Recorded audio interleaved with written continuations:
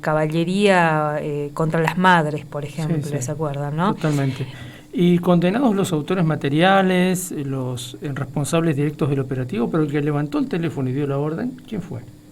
Ahora hubo una causita Ujú. que lo contábamos hace un tiempo, para justamente los responsables políticos de esa represión, quienes dieron la orden, digamos. Pero bueno, decíamos, ¿cómo se cuentan estos hechos de nuestra historia reciente, 23 años, en nuestras carreras de historia, por ejemplo, ¿no? En la carrera de historia aquí en la Facultad de Humanidades y Ciencias Sociales, y agradecemos este tiempito a Oscar Daniel Cantero, que es docente investigador de nuestra facultad, historiador. Él da la materia de historia argentina y americana en la carrera, así que le agradecemos este tiempo. Daniel, muy buenas tardes, ¿cómo estás? Miguel Riquelme y Alicia Rivas te saludamos. ¿Qué tal? Buenas tardes, Miguel, Alicia, y la verdad que es un placer compartir el micrófono nuevamente con ustedes. Gracias por atendernos. Sí, no, estamos todos cerrando, pero al pie del cañón todavía. Sí, la verdad que es una fecha que nos interpela mucho en lo personal. Yo recién me había recibido, empezaba a trabajar y lo viví personalmente, lo cual es...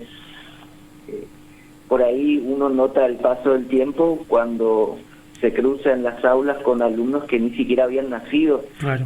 cuando esos hechos ocurrieron. Entonces, para nuestros alumnos del profesorado hoy, es una historia que ellos no vivieron, digamos, lo cual termina siendo un poquito extraño y marca también el paso del tiempo por nuestras propias vidas, digamos. Pensaba un poco también... para quienes vivimos desde provincias como la de Misiones, que si bien acá también se sintió la crisis, todo lo que implicó ese final de etapa del gobierno de la Rúa, hay que decir que mucho de esa represión la vimos a través de la tele. O de los medios de comunicación, con lo que eso implicaba también, ¿no? Un nivel de incertidumbre, de angustia desde esta zona. ¿Cómo lo viviste vos eso?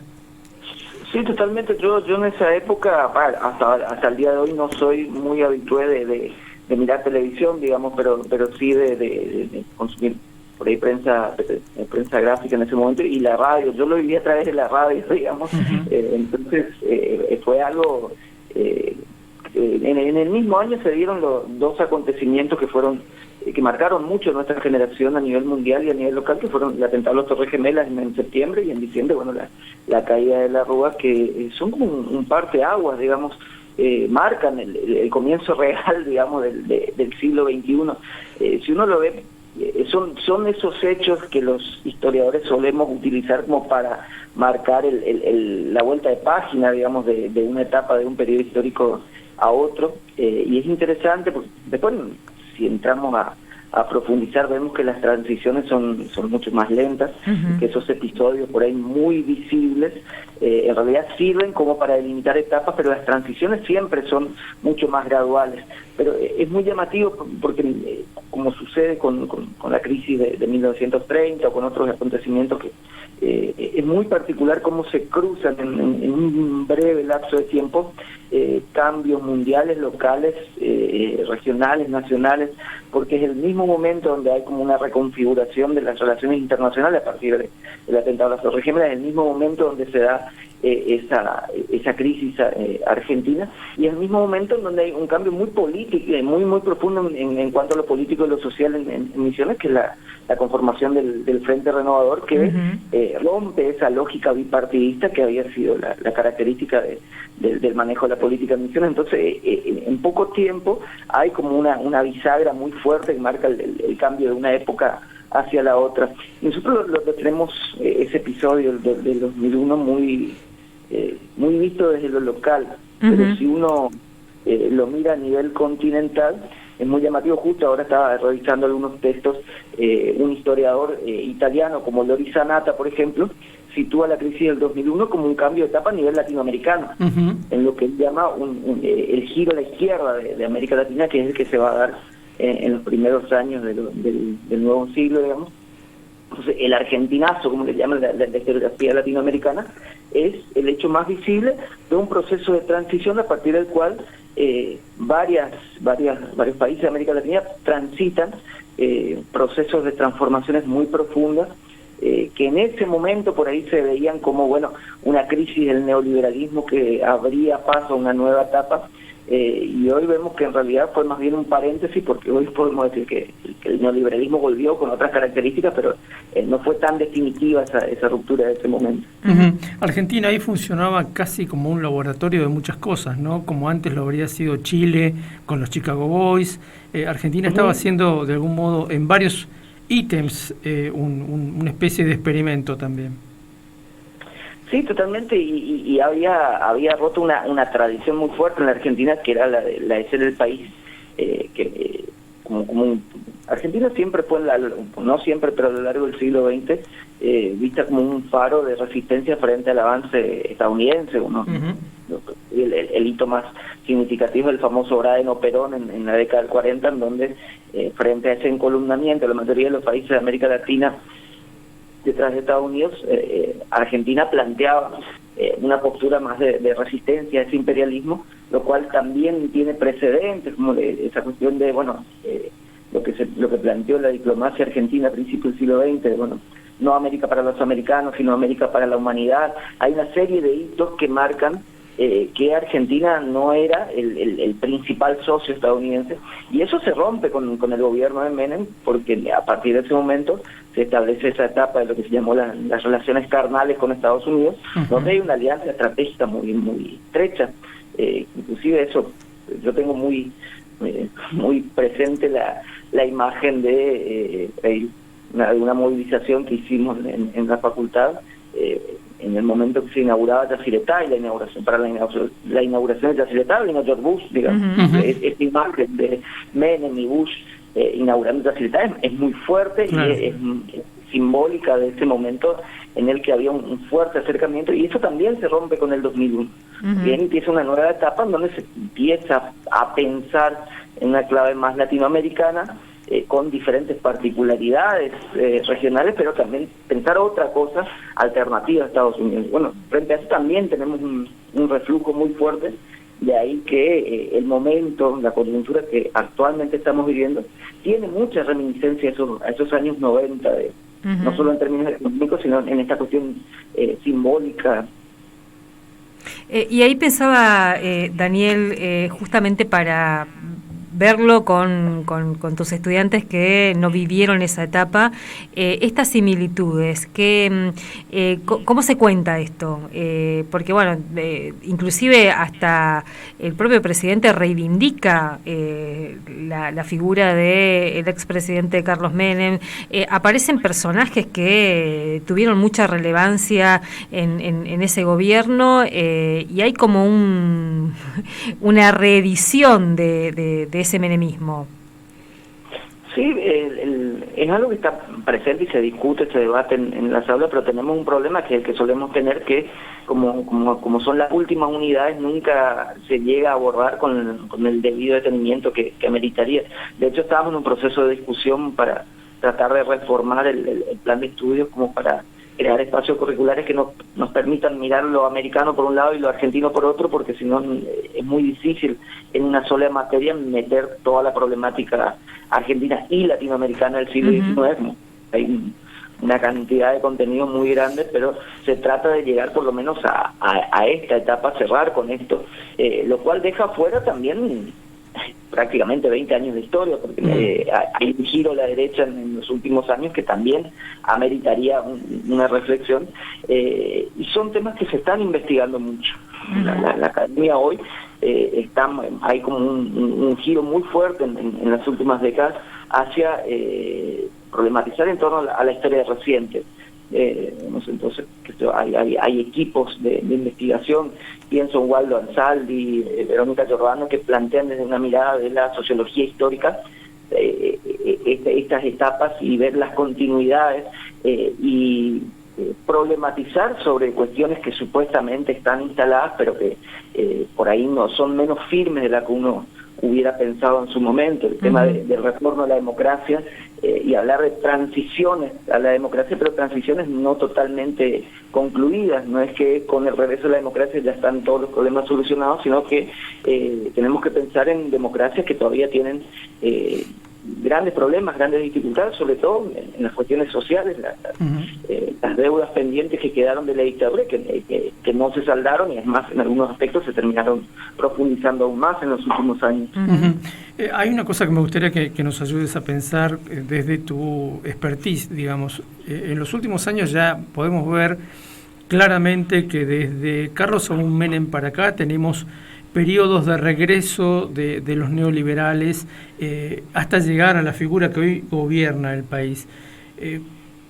Uno suele caer en la tentación de comparar y de ver cuánto de esto que se está haciendo hoy ya se ha hecho antes.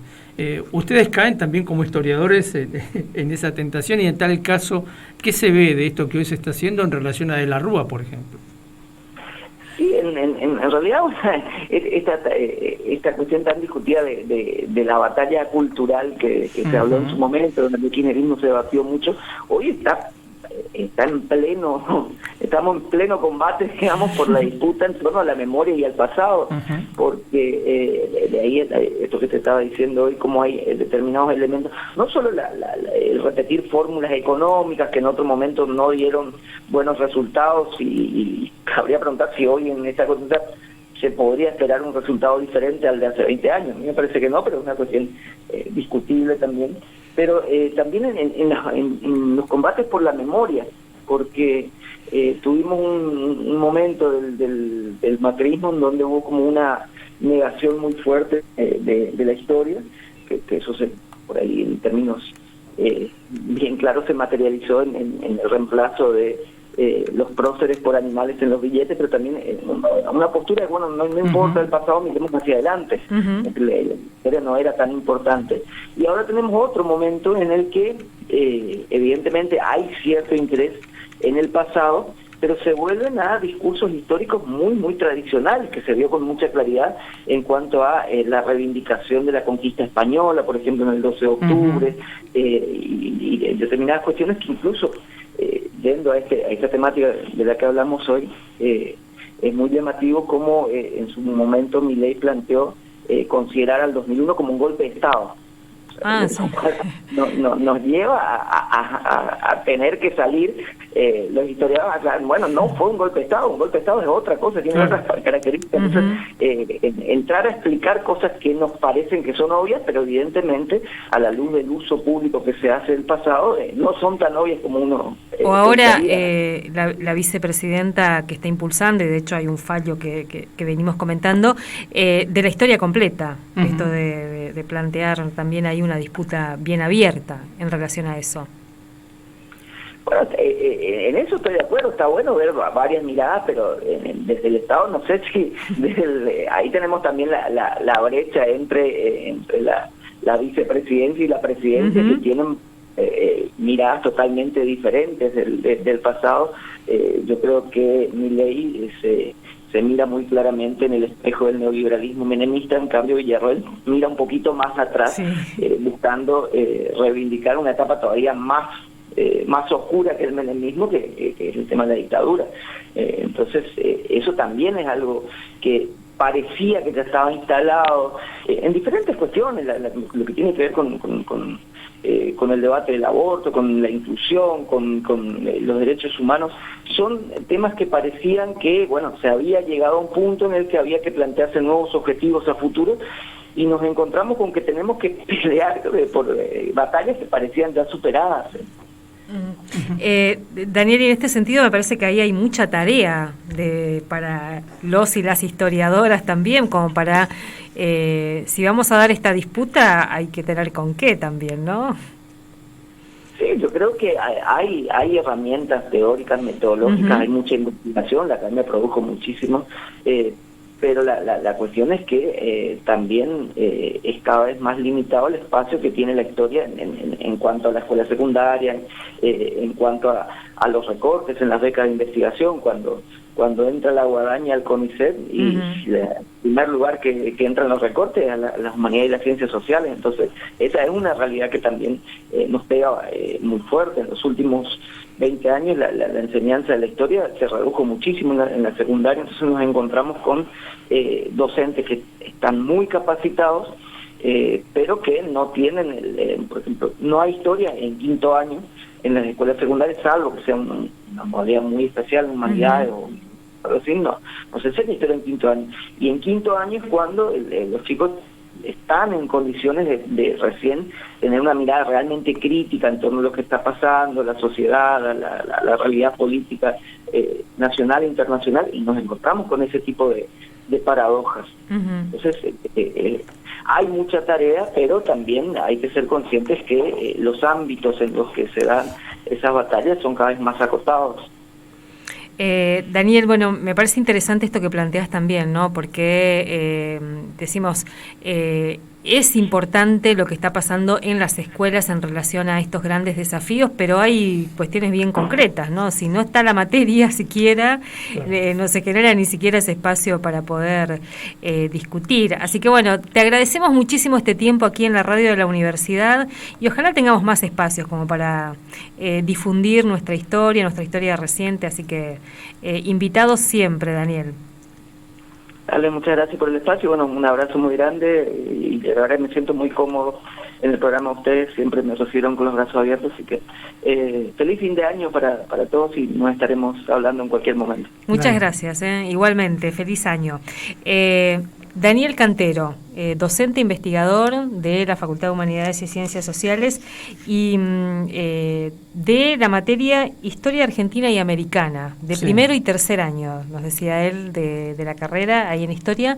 Y esto que dice es cierto, ¿no? Cada vez está como más, hay menos espacio para este tipo de materias en el secundario, que uno, además hay